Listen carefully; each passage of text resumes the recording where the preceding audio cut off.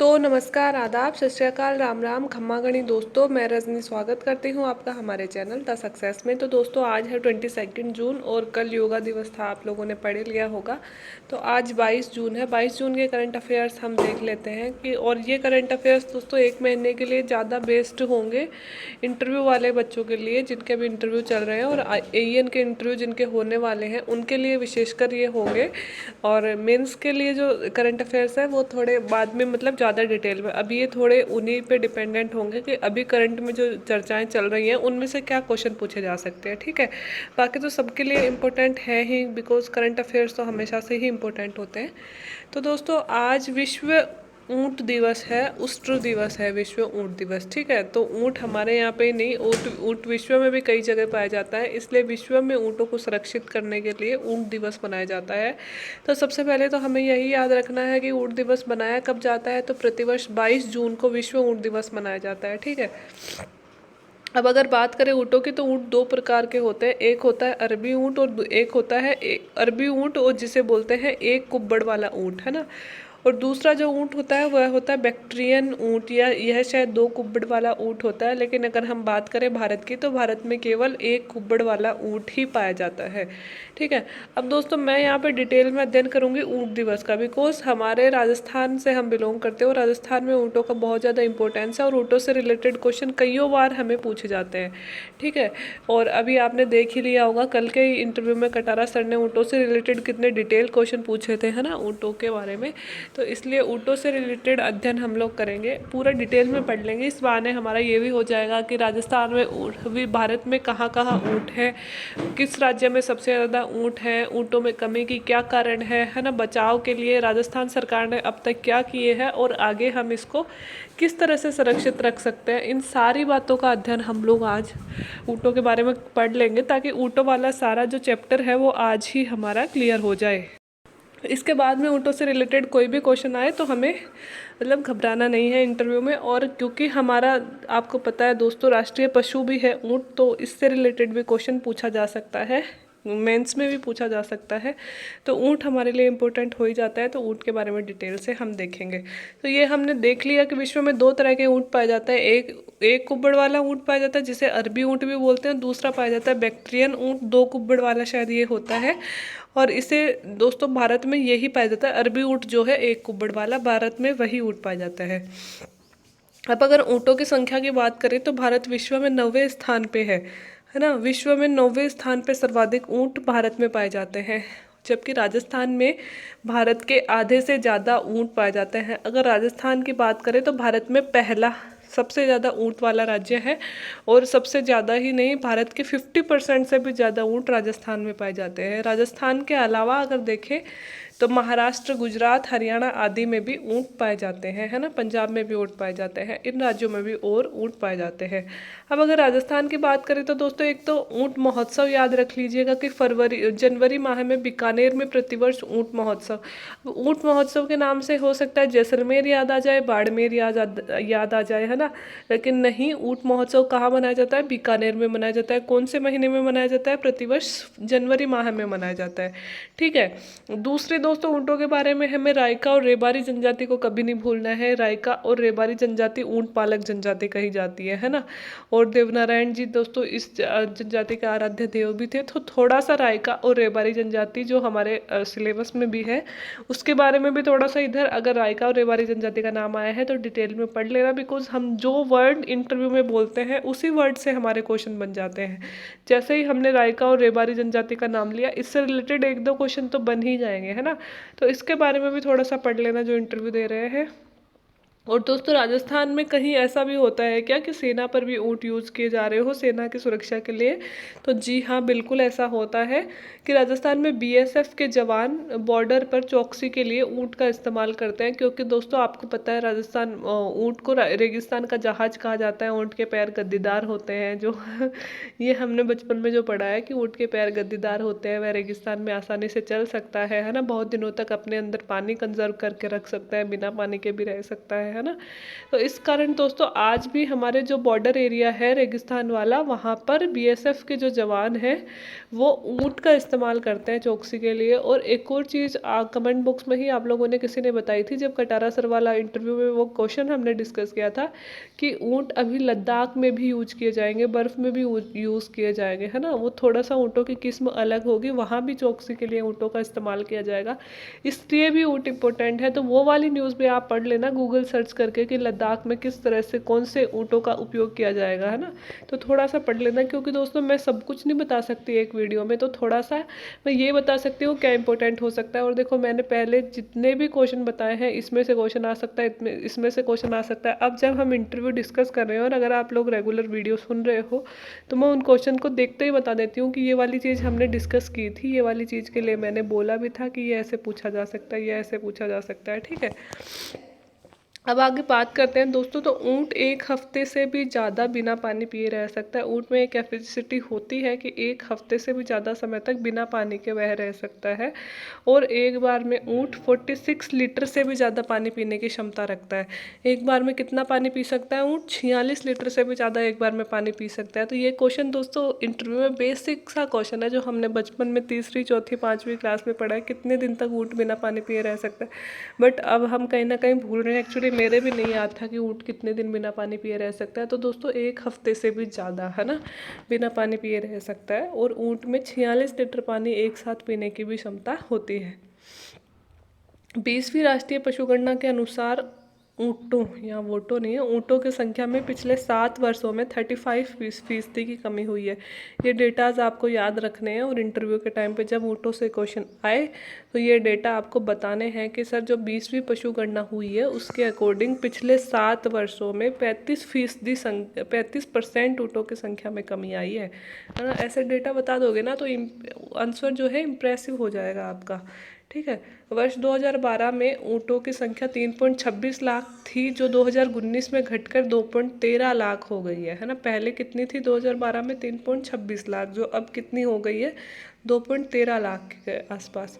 अब दोस्तों अब ये तो हमने पढ़ लिया डेटा, है ना, ये तो मुझे पेपर में ही मिल गए थे। पेपर में तो क्या मिलते, पेपर में इतना नहीं मिलता मुझे। पेपर में सिर्फ मैं न्यूज़ ढूंढती हूँ, उसके बाद में मैं सर्च उनको अलग से करती हूँ कि इसके बारे में पूरी डिटेल।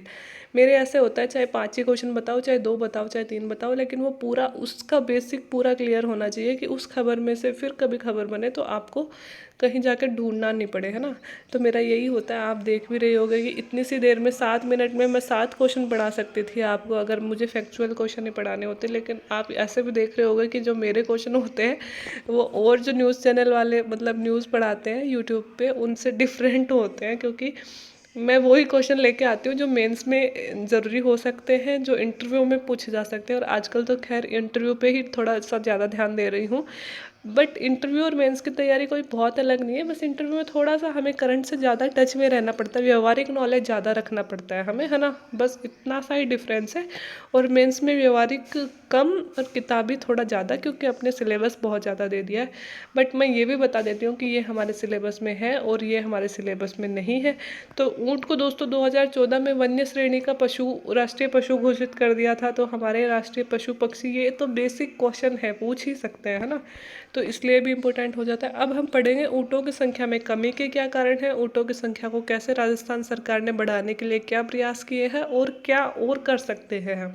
बिकॉज हमसे यही पूछेंगे कि भाई, पहले इंटरव्यू में यही पूछेंगे, ये डेटा हमने बता दिए कि सर पिछले 35% कमी हुई है 2012 से 19 तक। तो फिर वो हमसे नेक्स्ट क्वेश्चन यही पूछेंगे। हमारे सामने कोई किताब नहीं है, आंसर बुक नहीं है, वही पूछेंगे बेटा क्यों हुई है कमी, आप बताइए ज़रा ऊँटों की संख्या में कमी क्यों हुई है ना। फिर हमने 2-3 रीज़न बता दिए। तो अच्छा ये बताइए, क्या राजस्थान सरकार ने कुछ नहीं किया इनकी संख्या को बढ़ाने के लिए? तो हमारे पास 1-2 पॉइंट्स होने चाहिए कि जी सर राजस्थान सरकार ने ये कदम उठाए।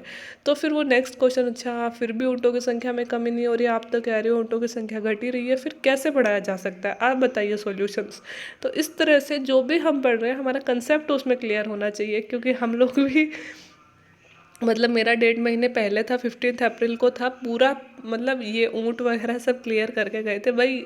देखो इंटरव्यू चाहे 10 मिनट का हो चले, चाहे अपना 5, चाहे 15 और चाहे 25, ठीक है, लेकिन हम ऐसे तैयारी करें कि हमारा 25 मिनट का चलता है तो 25 मिनट हम बैक टू बैक आंसर दें। मेरा इंटरव्यू 18-19 मिनट ही चला था, है ना, लेकिन दोस्तों मुझे एक भी क्वेश्चन में सॉरी नहीं बोलना पड़ा था। अब मुझे नहीं पता उन लोगों ने मुझसे ईजी पूछे या हार्ड पूछे या कैसे पूछे, लेकिन मुझे सॉरी नहीं बोलना पड़ा था किसी भी क्वेश्चन में।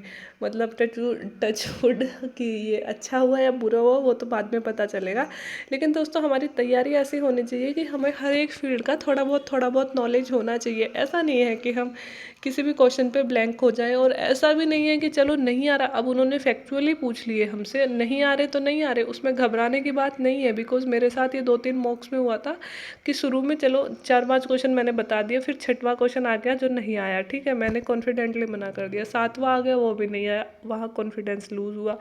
8वां आया वो भी नहीं आया, वहाँ बिल्कुल ही कॉन्फिडेंस लूज़ हुआ। अब आप यकीन नहीं करोगे मुझसे क्या पूछा गया कि हाँ ज्योग्राफी से पूछा गया, ये किसी मॉक की बात है कि आप है ना मध्य अमेरिका के देश बताइए, मध्य अमेरिका के देश भी आप उत्तर से दक्षिण के क्रम में जचाइए। अब यार इतना किसको याद होता है, हम एटलस थोड़ी है। मुझे मध्य अमेरिका के देश याद थे लेकिन उत्तर से दक्षिण वाला क्रम याद नहीं था। मैंने कहा सॉरी सर, क्रम याद नहीं है, देश बता सकती हूँ। ठीक है, मैं देश बताना स्टार्ट हुआ और मैंने 3-4 देश बताए, बट मैंने क्यूबा उसमें ऐड कर दिया। मैंने कहा कोस्टोरिका, हॉन्डुरस, क्यूबा। अब क्यूबा क्योंकि अलग से द्वीप है, वो मध्य अमेरिका में नहीं आता है, वहाँ मेरे से गलती हो गई। मेरे सामने आंखों के सामने वो मैप चल रहा था और वहाँ थोड़ी सी घबराहट भी होती है। फिर वो मुझे बोलते हैं आप श्योर हो क्यूबा है? मैंने कहा जी सर क्यूबा है। तो उन्होंने कहा कि आप श्योर हो क्यूबा एक देश के रूप में मध्य अमेरिका के देशों में शामिल है? तो मैंने कहा कि मुझे लगा ये शायद अपन को वैसे डरा रहे होंगे। मैंने कहा हाँ सर है। तो उन्होंने कहा कि आप तो झूठ भी बहुत अच्छे से बोलते हो, सामने वाले को बहला भी बहुत अच्छे से देते हो। अब वो इतना कह देते हैं ना तो कॉन्फिडेंस एकदम लूज़ हो जाता है। फिर मैंने कहा सॉरी सर, हो सकता है मुझे गलत याद आ रहा हो। फिर वो बोलते हैं ठीक है चलो कुछ और पूछते हैं। फिर मुझसे पूछा गया कि ये बताइए कि दक्षिणी अमेरिका से जो विषुवत रेखा है वो कौन कौन से देशों से होकर गुजरती है। अब भाई हम राजस्थान पढ़ सकते हैं, भारत पढ़ सकते हैं, अब कोई हम प्री थोड़ी देने जा रहे हैं। प्री में तो चलो यार हम पढ़ के जाते हैं इतने फैक्ट्स, अब यार इंटरव्यू में इतने फैक्ट्स थोड़ी रट के जाते हैं। मैंने कहा सर ब्राज़ील से तो गुजरती है, वो तो मुझे पता है, बाकी और देश नहीं याद है ना। तो फिर उन्होंने मुझे बोलते हैं कि अच्छा आप तो कह रहे थे कि सर ज्योग्राफी में से पूछ लीजिए, ज्योग्राफी मेरी अच्छी है। अब उनको क्या ही जवाब दे, है ना। तो ये बात है कि अगर सामने वाला आपको फंसाने के लिए बैठा है कि मैं इससे कुछ भी पूछूंगा लेकिन इसके इंसल्ट करूंगा, तो वो करेंगे, है ना। लेकिन अपन को वही है कॉन्फिडेंस लेवल, जब अपनी बारी आती है कि भाई कोई तो क्वेश्चन मिलेगा जो अपने लेवल का होगा, जो अपना लेवल आता है। जैसे ही मेरा मतलब मेरे टाइप के क्वेश्चन आए मैंने बताना फिर से स्टार्ट कर दिया। तो ठीक है कॉन्फिडेंस कभी कभी लो हो जाता है, लेकिन हमें ये ध्यान रखना है कि नहीं आ रहा क्वेश्चन, उसमें ये नहीं है कि यार ले अपना तो बिगड़ गया। ठीक है, आगे वाले क्वेश्चन जैसे ही अपने फेवर के आते हैं हमें अच्छे से उनका आंसर देना है। ठीक है, तो दोस्तों ऊँटों की कमी के संख्या में कमी के कारण देखो, ये मैंने गूगल से ही लिए हैं, सारे अच्छे कारण लगे मुझे। सबसे पहले तो चारागाहों की कमी हो गई, ऊँट जो चारा खाते थे वो अब नहीं बचे हैं। दूसरा, ऊँटों का अवैध रूप से वध होता है मांस वगैरह के लिए, है ना, इनका वध भी बहुत ज़्यादा होने लगा। तीसरा, कृषि यातायात के साधनों का, कृषि और यातायात के साधनों का, पहले कृषि में ऊँट का उपयोग होता था, रेगिस्तान में जाने के लिए एकमात्र साधन ऊँट था, अब वो भी नहीं बचा। अब दोस्तों इतनी सारी टेक्नोलॉजी आ गई तो ऊँट का उपयोग कम हो गया, उपयोग होगा तो उपयोग ही नहीं होगा तो ऑब्वियसली वो चीज़ कम होती जाएगी। फोर्थ है दोस्तों, प्रजनन में भी कमी आ गई, जब उपयोग नहीं होता तो उस चीज़ को हम अवॉइड करने लगते हैं और उसके प्रजनन में भी अब कमी आ रही है। दूसरा कि युवाओं की ऊँट पालन से विमुखता, अब पहले के लोग तो फिर भी ऊँट पालते थे, आजकल का कोई युवा आपने सुना है जो ऊँट पालन में इंटरेस्ट लेता हो? नहीं लेता है ना। तो एक ये भी रीज़न है। एक चारे की अनुपलब्धता, हमने देखा चारागाहों की तो कमी हो ही गई। अब अगर ऊँटों से किसी तरह का लाभ ही नहीं हो रहा है तो कौन दोस्तों उनका चारा उपजाएगा, है ना। और ऊपर से महंगाई, ऊपर से मतलब ऊँट कोई सस्ते नहीं पड़ते हैं, ऊँट पालक लोगों के लिए महंगे पड़ते हैं, और महंगा वो कब अफोर्ड करेंगे जब उन्हें गिव अवे इतना मिलेगा उसका, है ना। जब कुछ मिल ही नहीं रहा उनके लिए तो फिर वो क्यों इतना चारे मतलब महंगा महंगा चारा और वो सब चीज़ें उस पर यूज़ करेंगे। साथ ही रूढ़िवादिता भी एक कारण है। ऊँट पालने वाले राय का समाज में ऐसी मान्यता है कि ऊँटनी का दूध नहीं बेचना चाहिए। तो दोस्तों ये रूढ़िवादिता की वजह से ऊँटनी का दूध देखो कितना उपयोगी और गुणकारी होता है, अब वो बेचने पर पाबंदी है तो ये रूढ़िवादिता ही तो है। अगर ऊँटनी का दूध दोस्तों औषधीय रूप में उपयोग होने लगे तो सोचो उसकी कितनी ज़्यादा वैल्यू हो जाए, बट इस चीज़ पे पाबंदी लगा दी है ना। तो ये सारे रीज़न है ऊँटों की संख्या में कमी के कारण। बहुत ही शानदार रीज़न है दोस्तों, अगर इतनी रीज़न आपने इंटरव्यू में बोल दिए ना तो वो खुश हो जाएंगे सामने वाले सुन के, ठीक है। अब राजस्थान सरकार द्वारा ऊँटों की संख्या को बढ़ाने के लिए क्या क्या प्रयास किए गए हैं, तो देखो ऊँट विकास योजना शुरुआत की गई।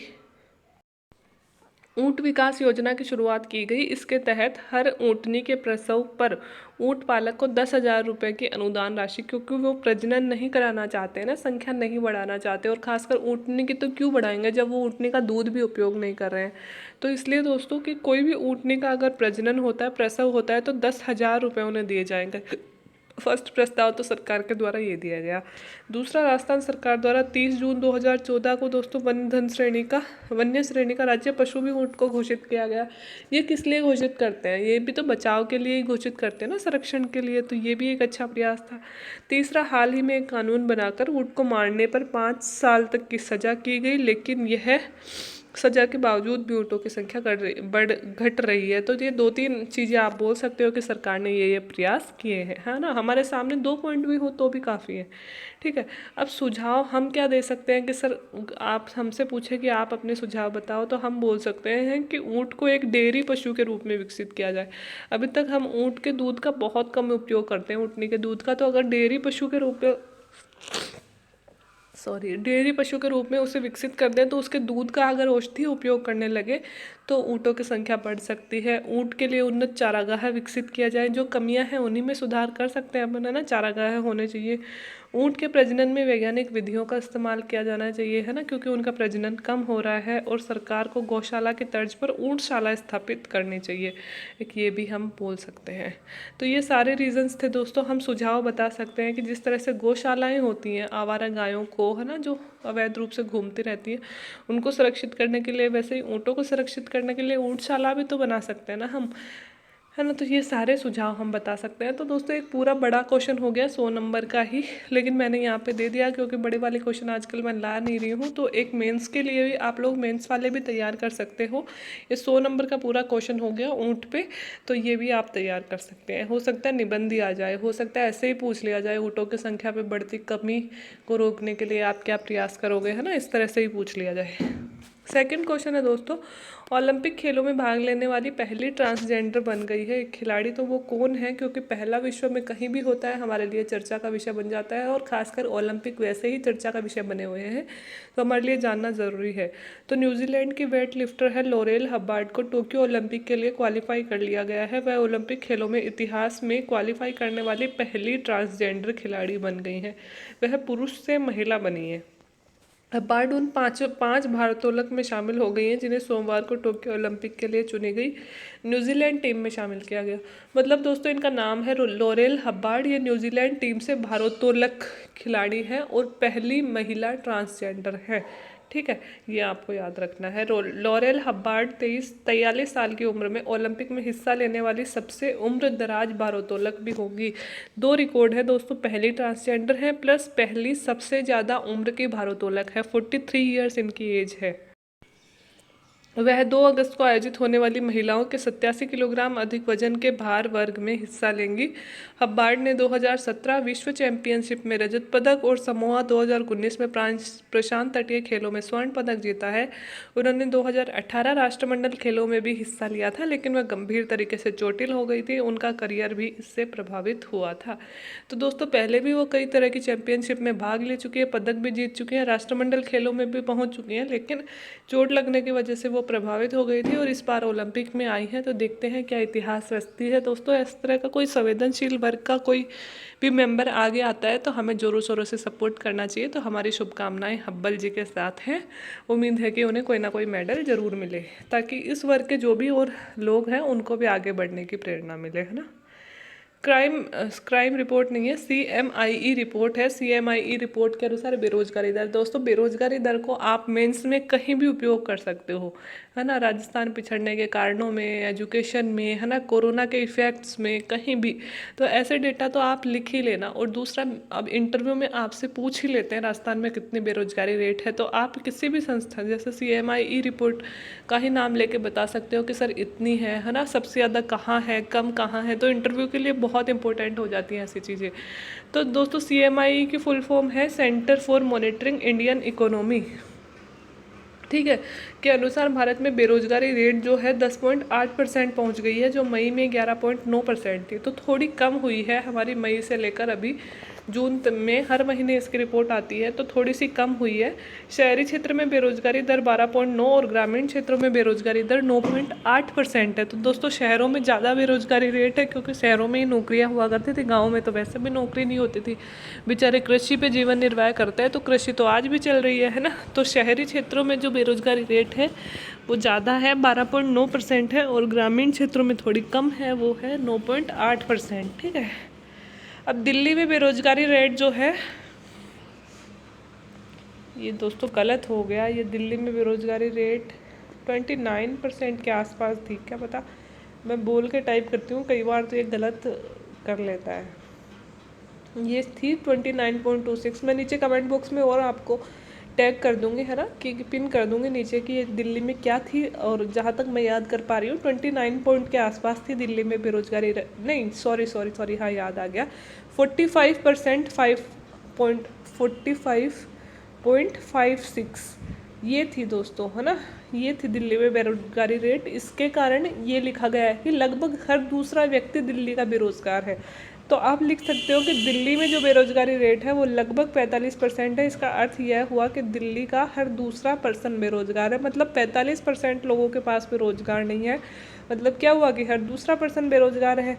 हरियाणा में दोस्तों यह 29 है, यहाँ पे 29.1% है। तमिलनाडु में 28 है, राजस्थान में 27 है। हमें राजस्थान की याद करनी है, एक तो दिल्ली की याद कर लो क्योंकि दिल्ली हमारी राजधानी है, एक राजस्थान की। राजस्थान में लगभग 27.6% हमारी बेरोजगारी रेट है, जो बहुत ज़्यादा है। और इन तीन राज्यों की अगर देखें, हरियाणा, तमिलनाडु और राजस्थान के, तो यहाँ लगभग हर तीसरा व्यक्ति बेरोजगार है। यहाँ का हर तीसरा व्यक्ति बेरोजगार है जिनके पास में काम नहीं है, ठीक है। तो ये डेटा आप यूज़ कर सकते हो दोस्तों इंटरव्यू में, कहीं भी, मेंस में, कहीं भी। तो ये डेटा आप लिख लेना, क्योंकि बहुतों बार कम आता है। राजस्थान, वो भारत में अभी बेरोजगारी रेट कितनी है ना, सबसे ज़्यादा कहाँ है, और फिर किन राज्यों में सबसे ज़्यादा है, और फिर किन में सबसे कम है। कम वाली तो मैंने नहीं दी है यहाँ पे, ज़्यादा वाली दी है। राजस्थान में कितनी है ये, है ना। तो ये 2-3 चीज़ें इंपॉर्टेंट है, ये आप देख सकते हो। बाकी दोस्तों मैंने 3 ही क्वेश्चन आज लिए हैं, बिकॉज ऊँट वाला क्वेश्चन ज़्यादा बड़ा हो गया था, तो मुझे लगा वीडियो ज़्यादा बड़ा हो जाएगा। तो ठीक है, वीडियो 22 मिनट का ही हुआ है, बट आज के लिए इतना ही। अगर वीडियो अच्छा लग रहा हो, आपको पता है टाइम शेड्यूल थोड़ा सा हेक्टिक हो गया है, मैं नहीं लाना चाह रही थी करंट अफेयर्स को और ये दोनों वीडियो, बट आप लोग डिमांड करते हो कि मैम करंट अफेयर्स का क्या होगा, तो मुझे अच्छा नहीं लगता अगर मैं किसी के भी मैसेज का रिप्लाई नहीं करती, या फिर कोई मुझसे कहता है पढ़ाने के लिए और मैं पढ़ा नहीं पाती, तो मुझे अच्छा नहीं लगता। तो बहुत कम टाइम मिल पा रहा है दोस्तों, क्योंकि दिन के 3-4 वीडियोज़ इंटरव्यू क्वेश्चंस के आ रहे हैं, तो थोड़ा सा सॉरी फॉर, मतलब असुविधा के लिए। मैं चाह रही थी 1 महीने के लिए ये सारी चीज़ें पोस्टपोन करके सिर्फ इंटरव्यू क्वेश्चंस डालूं, बट आप लोगों की डिमांड पे मुझे लाना पड़ रहा है, तो थोड़ा सा मैनेज कर लीजिएगा दोस्तों, ठीक है। तो आज के लिए इतना ही। अगर वीडियो अच्छा लग रहा है तो like, share and subscribe my channel, और हाँ, कमेंट ज़रूर कीजिएगा। मैं इतनी मेहनत करके, इतनी मतलब स्कूल भी जाना पड़ता है, उसके बाद में ये सारी चीज़ें भी मैनेज करनी पड़ती है, तो आपके लिए तैयार करती हूँ, तो थोड़ा सा अप्रिशिएशन तो बनता है ना। तो अगर जो लोग रेगुलर वीडियो देख रहे हैं, मैं नहीं चाहती मेरे जो रेगुलर सब्सक्राइबर हैं, जो आप लोग डेली कमेंट करते थे, वो सब लोग कमेंट नहीं करें, मुझे अच्छा नहीं लगता है ना। तो मैं चाहती हूँ आप लोग जुड़े रहो। 1 महीने बाद हमारी आंसर राइटिंग शुरू हो ही जाएगी, तो फिर से सब बैक टू द ट्रैक आ ही जाएगा। तो आज के लिए इतना ही। वीडियो देखने के लिए थैंक यू सो मच।